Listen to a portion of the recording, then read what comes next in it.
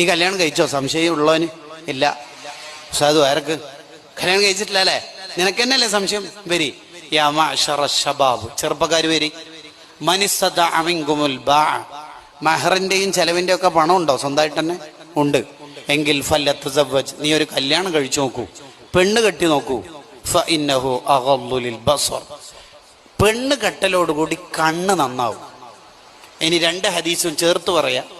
കണ്ണ് നന്നാവലാണ് വിവാഹത്തിന്റെ ഏറ്റവും പ്രധാനപ്പെട്ട ബെനിഫിറ്റ്. കണ്ണ് നന്നായാൽ അവൻ 70% നന്നാവും. കണ്ണാണ് മനുഷ്യന്റെ ജീവിതത്തിൽ കണ്ണ്. കണ്ണുകൊണ്ട് ചെയ്യുന്ന തെറ്റുകുറ്റങ്ങളാണ് ഹൃദയത്തിൽ തറച്ചുകൊണ്ട് പിന്നീട് മെസ്സേജ് അയക്കാനും വീഡിയോ കോൾ ചെയ്യാനും ഹറാമ് തുടരാനും ലവ് അഫെയറിൽ പെടാനൊക്കെ കാരണമാവുന്നത്. കണ്ണാണ് മനുഷ്യന്റെ ജീവിതത്തിൽ ഏറ്റവും നന്നായി സംരക്ഷിക്കേണ്ടത്.